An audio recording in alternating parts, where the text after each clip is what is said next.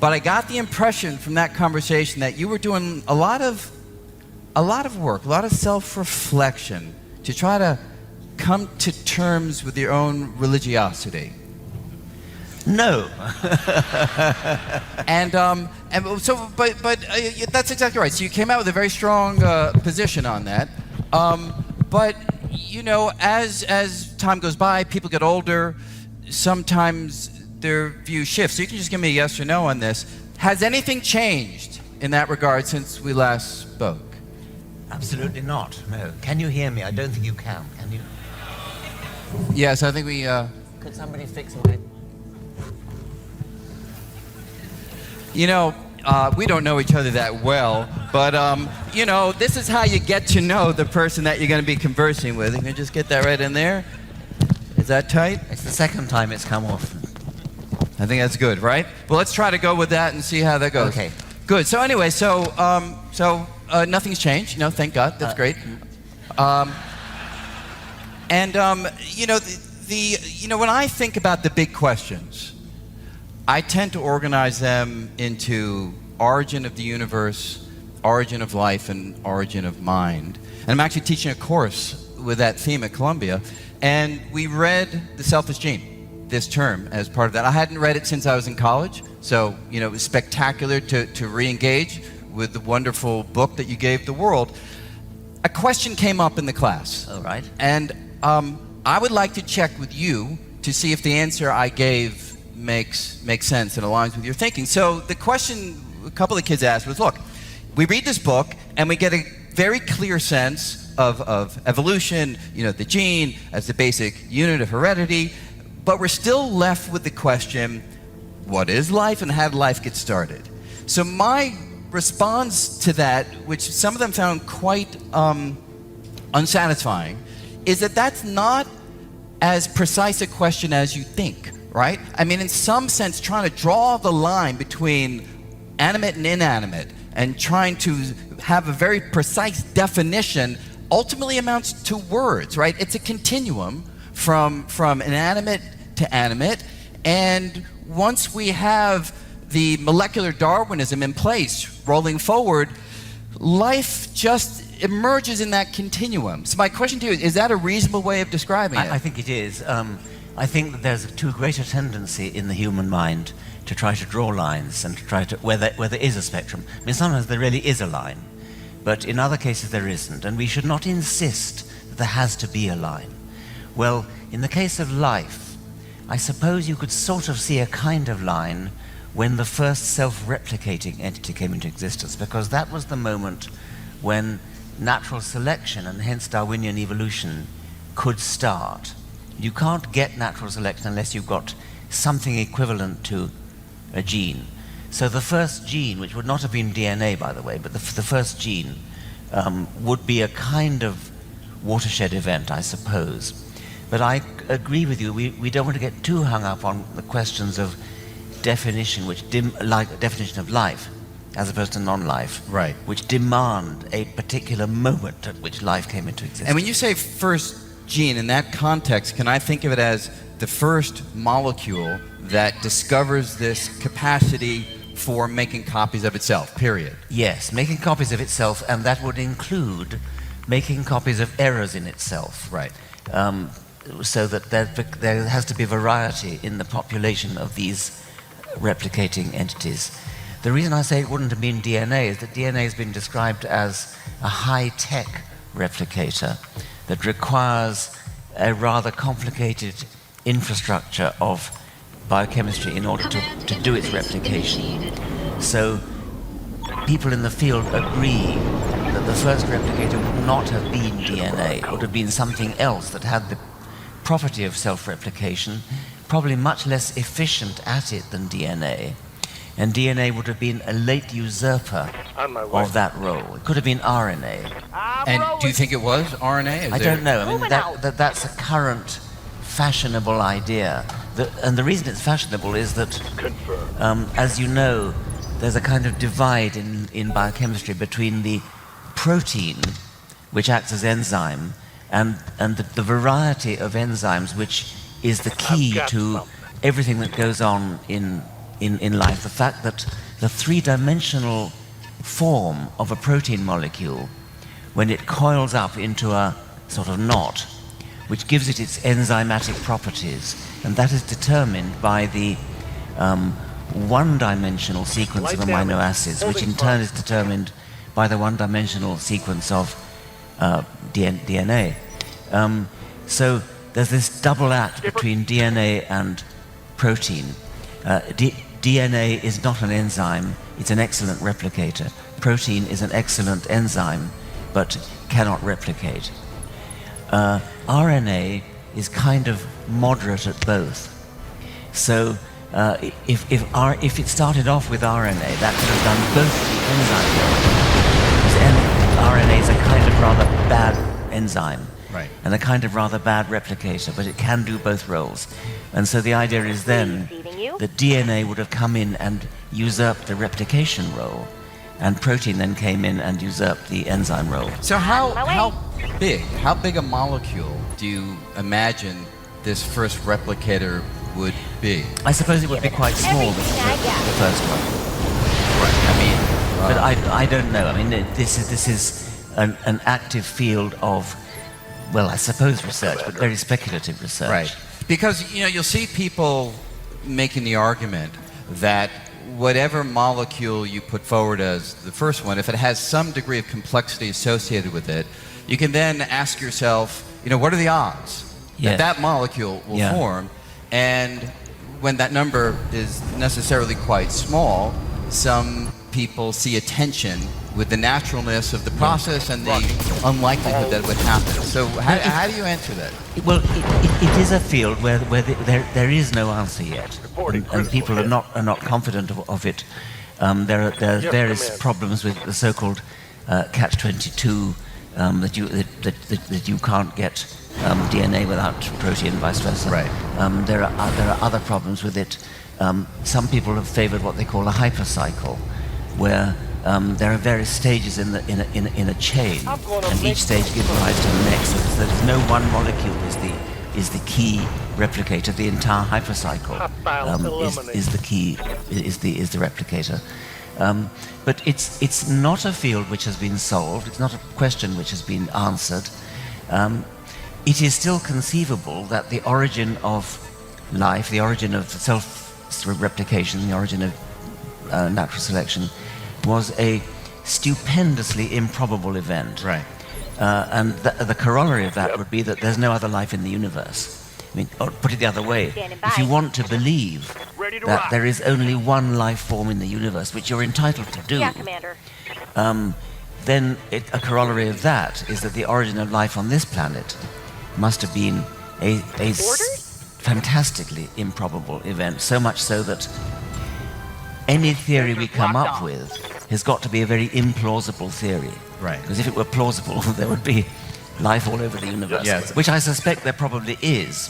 I'm just saying that if you want to believe that life only arose once, then what you're looking for in a theory of the origin of life is not a plausible theory such as you could replicate in a chemistry lab. So, I mean, so there is a lot of evidence that all life on Earth comes from a common single-celled ancestor. Yes, the evidence for that is that the DNA code is all but universally the same in every living form that's ever been examined. And the odds of that coming about convergently is extremely low. So I think just about everybody is convinced that every single life form, at least those that have been looked at, descends from a common ancestor. It's because it's got the same machine code at its base. Does that strike you as a puzzle or just something that we need to... No, I don't think it's a puzzle. I mean, it could be that more than one life form arose originally. We just don't see that. And we don't. And as Darwin said originally, one of them ate up all the others. Right. So that's a possibility. Paul Davies, your physics colleague, thinks it's worth looking to see if there are other life forms. They may be around on Earth but never been found. I liken that to the looking for your keys under the lamppost. When somebody lost his keys, and so he's looking under the lamppost for the keys. and somebody else asks him, why are you looking under the lamppost? Is that where you lost your keys? No, but that's where the light is. Right. So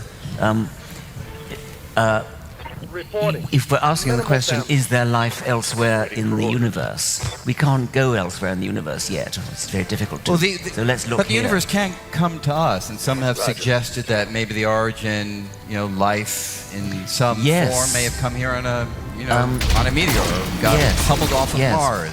Well, that's not so implausible as it was once thought to be. Yeah.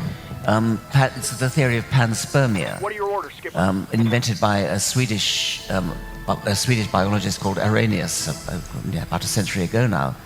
And it was espoused by Fred Hoyle, the astronomer, very distinguished astronomer, but he kind of went adrift a bit on evolution.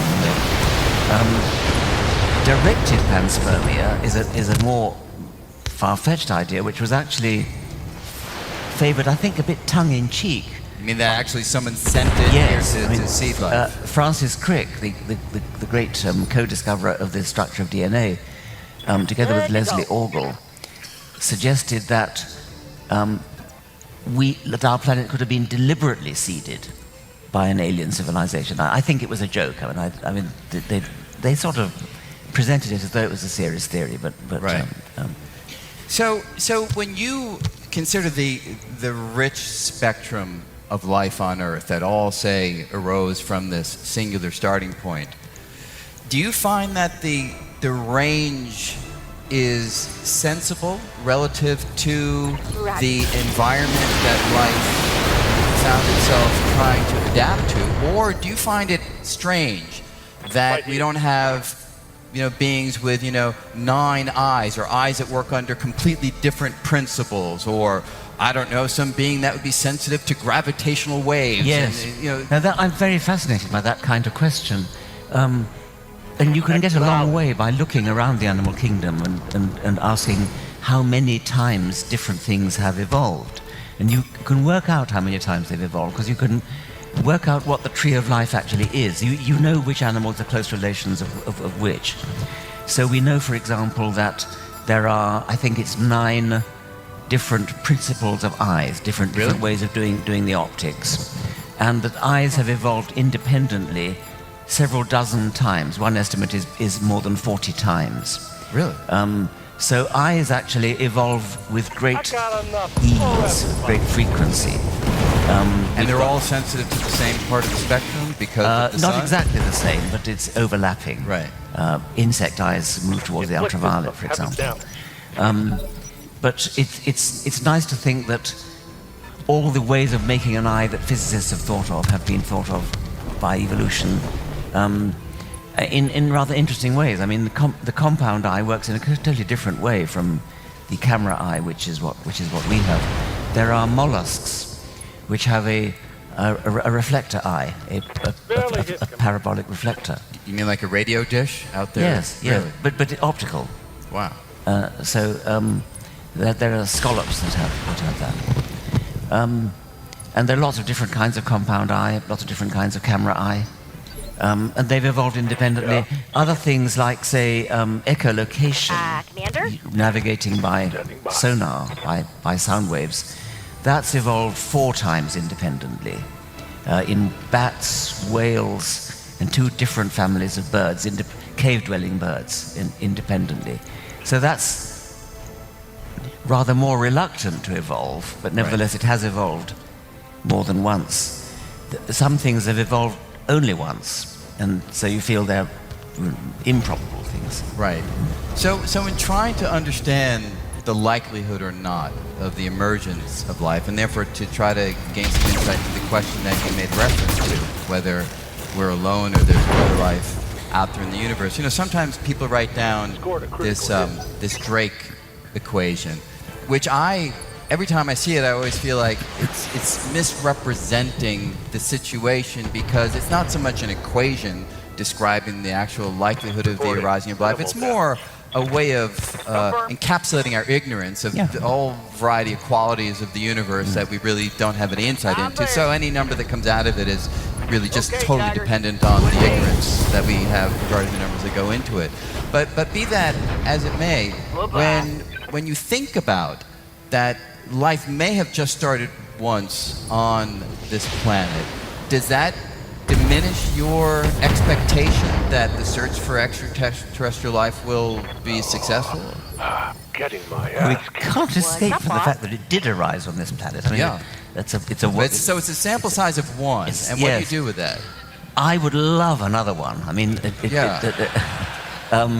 because we just don't know, and I'm very intrigued by the question: how much of what we know about this form of life Yeah.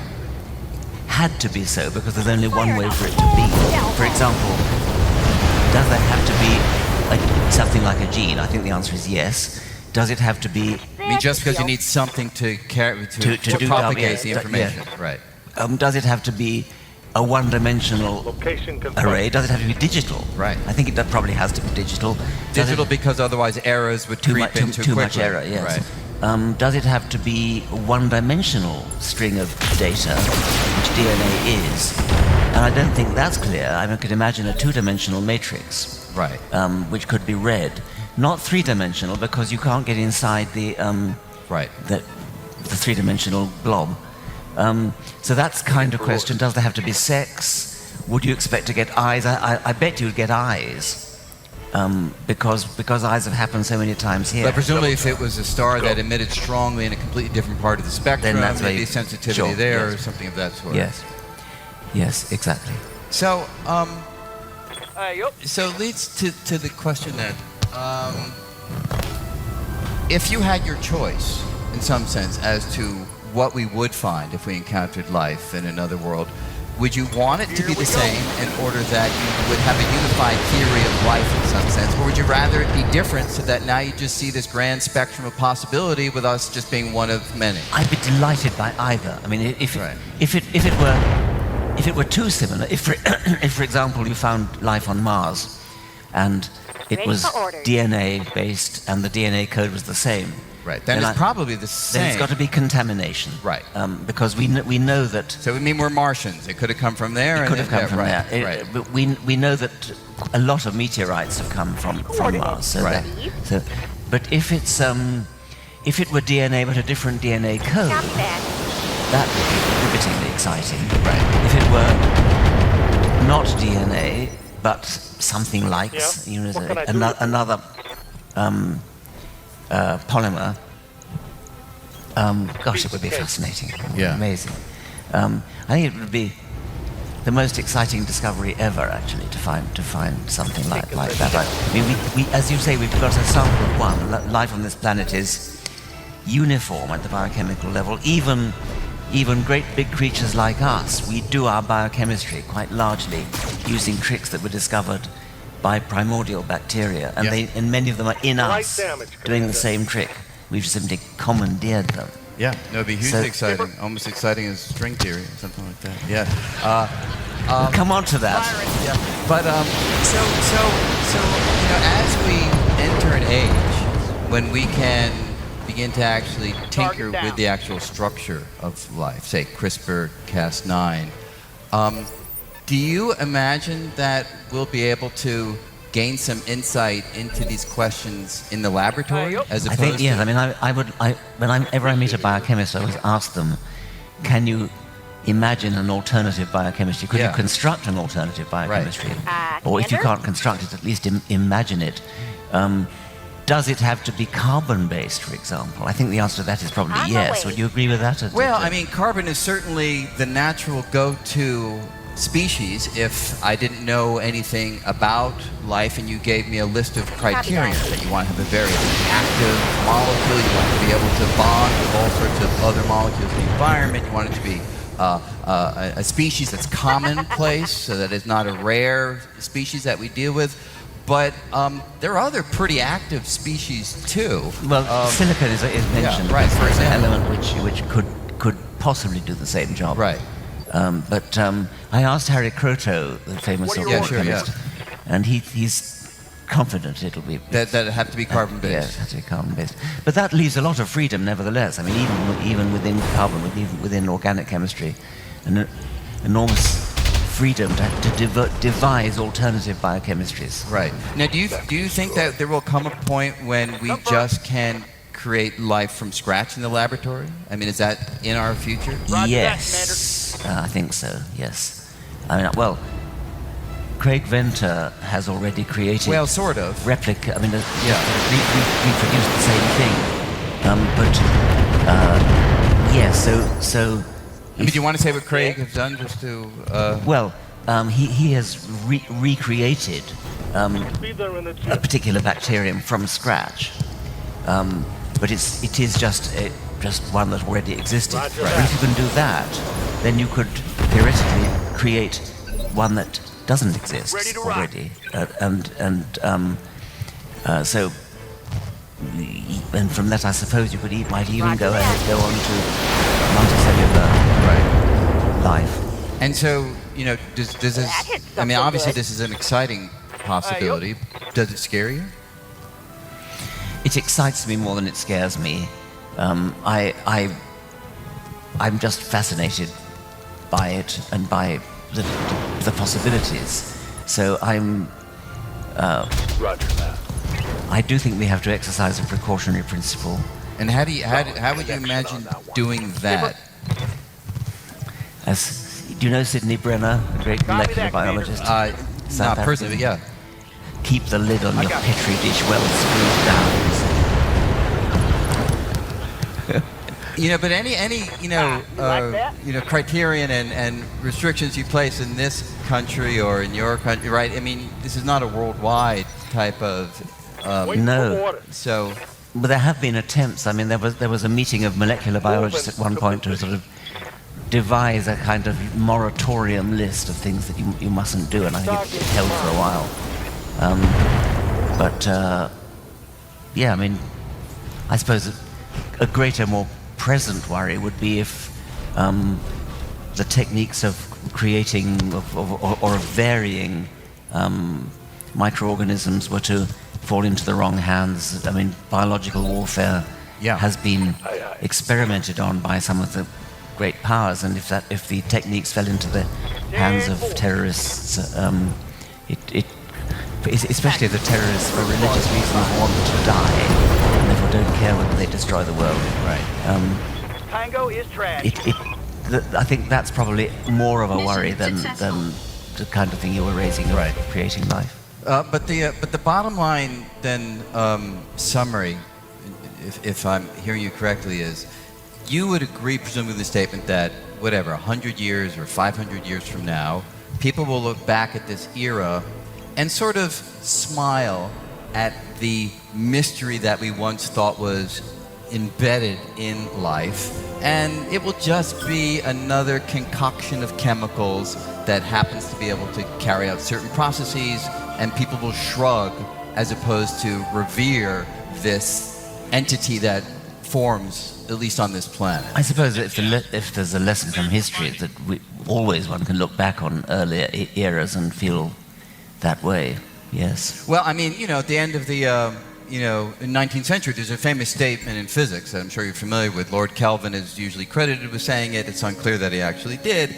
That all the laws of physics were worked out, except this or that constant of nature that needed to be evaluated to the 6th or 7th decimal place. And of course, that was before the discovery of special relativity, general relativity, quantum mechanics. So it's spectacularly wrong. So it's spectacularly short-sighted. Yes. But do you think it's possible that there is a discovery, a phase, a step on par, say, with quantum mechanics, which for physicists is the revered step in our understanding of the natural world, that we're completely missing right now? Yes, a different kind of precautionary principle. You've got to be precautionary about what you say and not fall into the Lord Kelvin error. Right.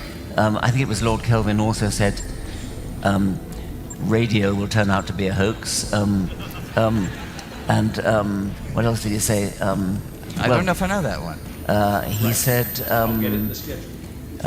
heavier than air flight is impossible. Geez, you're really taking my hero and just cutting the legs out of it. Well, no, he was a great physicist for his time, but he also gave Darwin some grief because I opened a can of worms here. This is fantastic. Yeah, go ahead. He gave Darwin some grief because he calculated that the sun was too young to have allowed time for evolution, and that's because he thought the sun was a fire, burning fuel, and had no way of knowing that the sun is a nuclear reactor, and so Darwin was intimidated because physics was the senior science, and so in a way Kelvin kind of came a bit heavy on Darwin and said, well, physics proves evolution not possible. What Darwin should have said, well, the evidence for evolution is overwhelming, so your physics must be wrong. Touche. So, if we go from life to intelligence, conscious self-awareness, there's a similar collection of puzzles, obviously different in detail, but revered by many through the centuries. And in the modern era, David Chalmers is famous, down at NYU now, famous for articulating the so-called hard problem of consciousness, right? The problem that if matter is all there is, matter and fields, and if electrons and quarks and the entities that they build up, protons and neutrons, if they have no inner world, if the lights aren't on inside an electron, if it has no inner sensation, if a third-person account precisely describes what's going on with an electron, there's nothing else. How could it possibly be that when these particles swirl together, they somehow generate an inner sensation, a quality that simply is absent at the level of the fundamental ingredients? So, he was dividing up the problems in neuroscience and brain science into those that have to do with the mechanism, the function of the brain, which ultimately can be difficult to work out, but it's clear what to do to figure out, what's going on when, my arm goes up and down, what sort of brain signals are making that happen. But he considered a qualitatively different question to be the one that I was referring to, namely, how can the lights turn on? Do you see that distinction? Well, I always confess myself baffled by it. I do see it as a profoundly difficult problem. I am committed to the view that there is nothing there other than physics. There's nothing there other than, as you say, atoms and electrons. And I agree with you. But where does that sensibility come from? Is it based on evidence? I suppose it comes from the feeling that, as an evolutionist, we start with physics, and then we get chemistry, and we get a process, Darwinian natural selection, which gradually builds up nervous systems step by step. They get more and more complicated. I can't Confirmed. What's up, boss? I can't see any other way but What are your that. orders, Skipper? Could that be limited mental acuity and creative powers? I think it has to be that, I'm more curious to know what you think. But as a physicist, I got you. I thought I was asking a question. No, that's good. No, we actually we're going to go back and forth on questions, and I agree. I can't imagine that there's something beyond Schrodinger's equation of quantum mechanics and the interactions with the particles that's going on inside this physical structure inside of my head. But I still feel deeply puzzled by how it is that I can sit here and have this inner world. Everything that we do in physics, and I think science more generally, is so focused on the third-person account. We can look out, objectively see data in the world, find the patterns in that data, articulate the patterns in mathematical equations, use the mathematical equations to predict what's going to happen next, or the probability of what's going to happen next in a quantum mechanical framing, and that's what we do. We never have this turn inward to try to have that same kind of rigor and description of what's happening inside of our heads. Now, what David Chalmers says is, he says that's not just a small issue, that's a huge issue, if I understand what he's saying correctly. He's saying we perhaps are missing a side of the story which would endow perhaps electrons and quarks and other particles with a degree of proto-consciousness. Maybe there's something beyond mass and charge and spin. Maybe there's something there, and only by taking into account that quality that we've been missing can a lot of those particles yield the sensations that we're all having right now. It starts to sound dangerously like Deepak Chopra if you're not careful. Well, I'll tell David that you said that. But I mean, I'm also Yeah. intrigued by philosophers' thought experiments where they say things like, imagine that you could make an exact copy of every single Yeah. atom of you, and Yeah. and there are two of you standing side by side. Which one is you? Both. And I have no Yes, doubt that Leonard. they're both. Yes, but then presumably you would have the same consciousness. Yeah, same but memories. But then they would start Diverge. to drift. They would start to drift apart. Yeah, as so there'd be you're- two of me. Yes. You know, I'm not sure that would be such a good thing for the world, but yeah, that's on that question. I feel secure in saying that. Obviously, if one day we can do this, it'll be the best way to find out. But part of that sensibility for me, and I'm wondering if it's the same for you, I don't think that consciousness has to take place inside a particular physical structure, you know, the human brain or the brain of any other animal. You know, I think that once you replicate the function, you've replicated the experience. Do you? Yeah, and I mean, I think if you could somehow upload everything into a computer, that also would have to have our consciousness. But these, I agree with David Chalmers.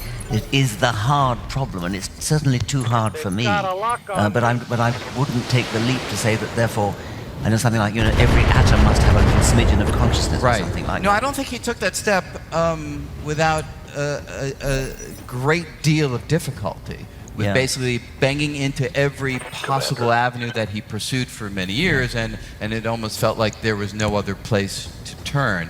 And having not gone through the journey that he and others who spend their lives trying to figure out consciousness have gone through, it's hard to know whether I, or perhaps even you, would feel the same way after hitting wall after wall after wall. But it's certainly the case that even on planet Earth, where we discuss that life may have had a unique origin, the arising of intelligence and conscious self-awareness, that also seems to have been a miraculously improbable event that allowed that to happen. Yes. Right? I mean, what if the meteor hadn't wiped out the dinosaurs? I mean, would we all be sitting here and we'd all be dinosaurs and having this conversation, or would we never have gotten to that place? I suspect not. I mean, I think that there would be lots of dinosaurs around, but it's. But we would. I think it's a major step. We were talking about whether the origin of life was a big step, and perhaps it was. So we don't. And I said that was a corollary of whether we think there's life elsewhere. So there might be swarms all over the universe of bacterial type life. But if we ever discovered life elsewhere, it would have to be by radio waves coming in, and that means it would have to be technologically sophisticated life, and that means it would have to have overcome another barrier, so that the barrier from bacterial level life, maybe there are several intermediate ones, and then up to the kind of life that's capable of producing radio waves that we can detect. Right, so long if it's far enough away. I mean, if it's near enough by, in principle, we could. If it's near enough by, yes. But discover it. I'm suspecting that's probably not.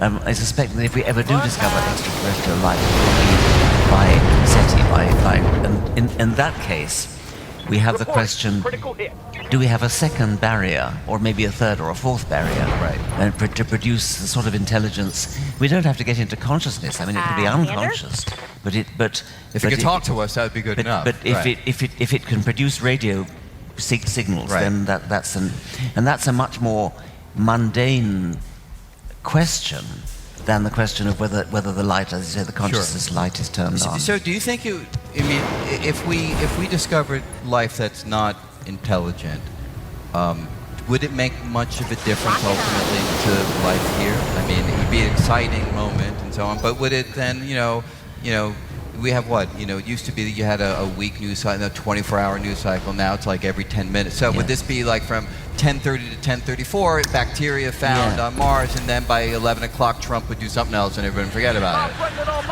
I like to think that it would change the way we think about our own life, but maybe it wouldn't. I think it really would if we were contacted by intelligent life forms elsewhere, especially as if it was intelligent enough to get its signals here, it would have to be a lot higher level than us, and so we would have a lot more to learn from them than they would learn from us, and so.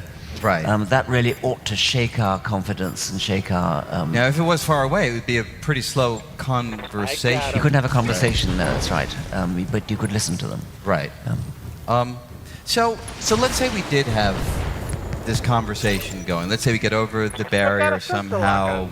We learn how to communicate with each other, and fancifully, let's imagine that the conversation happens more quickly than 500-year interval between. So let's put all that to the side for just a second, which is certainly a technical detail. Could you imagine that the logic by which this intelligent extraterrestrial society lived and thought and worked and created would be fundamentally different from the logic here? I love that question. I mean, You've heard this question before? Well, is this frequently asked to you? I feel so hackneyed. I thought it was a good question. That's why I say I love it. I mean, clearly they would have Pythagoras' theorem. They would have numbers. They'd have geometry. They'd have. But I'm like you. I'm curious to know whether they'd have a completely different kind of question that we don't have.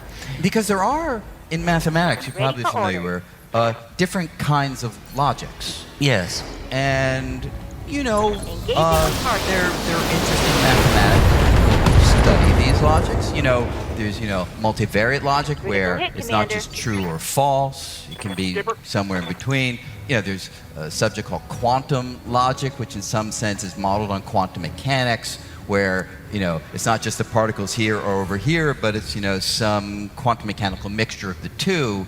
So is it conceivable that one of those or some other kind of logic would yield a kind of engagement with the universe that's utterly distinct from ours?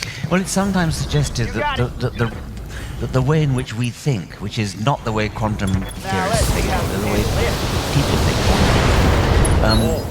is dictated by what's the necessary kind of logic that you need in order to survive on the African plains. Yes. And so when you're a medium-sized object hunting other medium-sized objects and moving at medium speeds, then you need a different kind of logic than if somehow you could imagine that we were shrunk to the quantum level, we would have a different kind of logic. Right. Now you can well imagine that some very forward-thinking one of our remote ancestors who was out there in the savannah and actually thinking about quantum mechanics got eaten.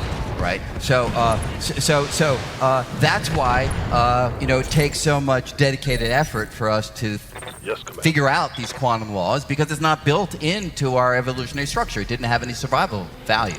Presumably that's a reasonable way of thinking about it. Yes, I mean that's kind of what I meant, but not quite in those terms. I'm curious to ask an advanced theoretical physicist, which is I don't often get the opportunity, but the weirdness, the sheer utter mind-numbing weirdness of quantum theory. Are you one of those physicists who, as it were, takes that in your stride and says, well, I can't conceptualize it, but the mathematics works, and so and the predictions that it produces are verified by experiment, and so in some sense it's got to be true? Or do you lie awake at night wishing you could understand, or perhaps you do feel you understand it well, I don't feel I understand it in the same way that I understand tables and pairs in a classical experiential perspective.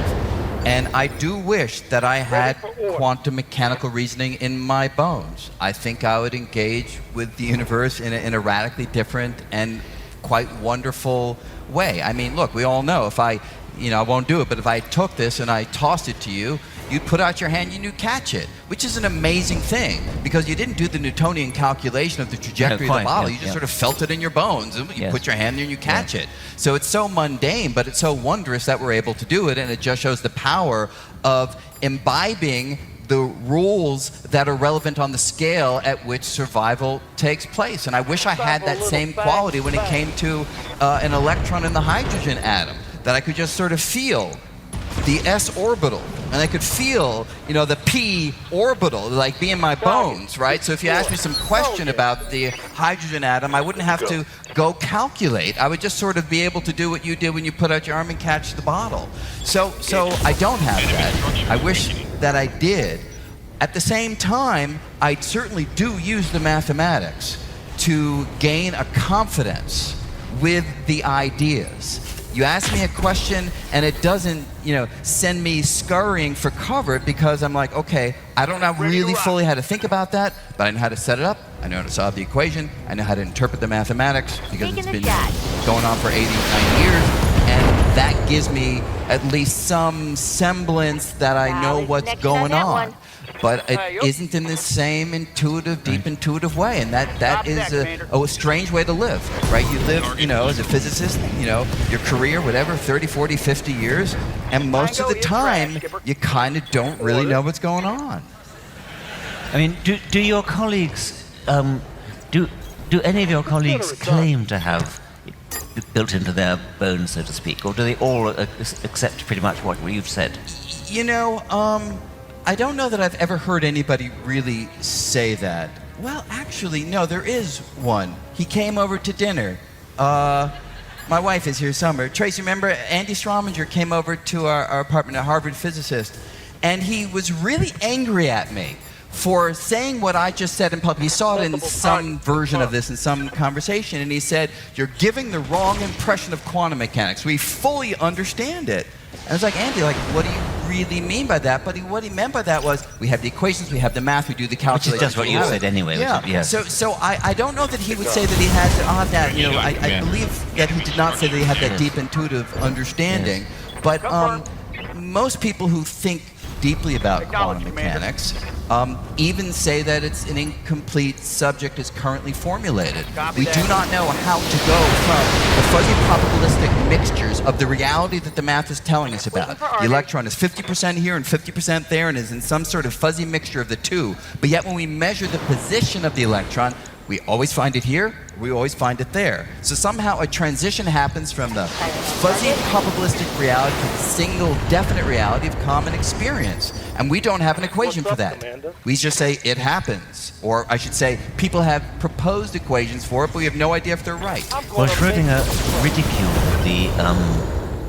the Copenhagen interpretation with his cat, his famous cat thought experiment. I'm aware that there are others who talk about the many worlds interpretation, who will say in terms of Schrödinger's cat, there are worlds in which the cat is alive and there are other worlds in which the cat is dead. I got you. That seems to me to be, although a hideously unparsimonious way of looking at things, nevertheless, it's not totally ridiculous the way the Copenhagen interpretation... Right, yeah, so just quickly, so the Copenhagen interpretation just says, hey, we don't understand the process, but here's an algorithm, here's a procedure. Follow the procedure, or as it's usually described, shut up and calculate, right? That's the summary of the Copenhagen approach. But that's not a theory of physics, right? That's a set of instructions. But I thought in terms of the cat satire, so to speak, the Copenhagen interpretation would say the cat is neither alive nor dead until you open the box. So that's what I'm saying. The algorithm is open the box, and at that moment, one of the two happens. How does it happen? I don't know, but it happens. We see it happen. Now, that's a little bit of a cartoon description. There have been more refined versions of this story called decoherence that have been developed over the decades, so it's not like it's stagnant, but it's not really a theory. It's just a set of rules. But let me just quickly add the one point that you did make about the many worlds being unparsimonious. And you really need to bring the right barometer, the right The yardstick. many worlds would be that there are lots of worlds in which the cat is alive and other worlds in which the cat is dead. And That's right. So the many worlds basically says if quantum mechanics says that this can happen and this can happen and that can happen with some probabilities, then actually all three do happen. They all happen in their own separate world. Yes. So every outcome allowed by quantum physics takes place. Now that sounds incredibly uneconomical, Yeah. right? The world is just becoming, the landscape of reality is becoming larger and larger with all these distinct realities allowed by the unfolding of quantum mechanics. But here's the point. It is the most parsimonious theory when you look at the mathematics. Yes. So the equation is pristine and sharp, and if you stare at that equation long enough, this is where the equation takes your thinking. If you just literally look at the symbols and say, what are those symbols telling me? Whereas all the other approaches add in other equations, other ideas, baggage, and that sort. So if you use the yardstick of the number of universes, out of control. If you use the yardstick of the mathematics, it is as simple as it can possibly be. Well, I like that. It's very good. By the way, have you seen, there was a lovely New Yorker cartoon of a vet's waiting room, and the people were standing around with their dogs and cats and things. And the nurse is coming up and talking to a gentleman sitting there and saying, about your cat, Mr. Schrödinger, I have some good news and some bad news. Yeah, that's very nice. So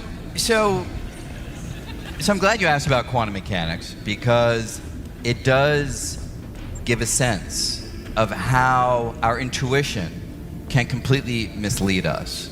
The things that our intuition tells us are true or false may not even be describable in that language in the quantum world. It could be a mixture of both. And that is a fundamental layer of reality that our way of thinking about the world is not tuned into, not tapped into. If you're a trained quantum physicist, you can work it out, as we're describing, but intuitively it's just sort of not there. So I guess the question that comes from that, sort of relevant to other things that you famously talk about, what does that tell you about the nature of truth? I mean, you spend a lot of time, important time, going out into the world as an advocate for truth, and we all know what that means in sort of everyday scales, but if we can be a little bit more expansive in our thinking here, does this disjuncture between the truth at the level of fundamental physics and the truth at the level of intuition, excuse me for that spittle that just went halfway across the stage, does that distinction give you any pause? Well, we came into this by talking about if Martians had a different kind of... Yeah. I mean, to what extent is our conception of logic and truth governed by by what's necessary in order to survive on this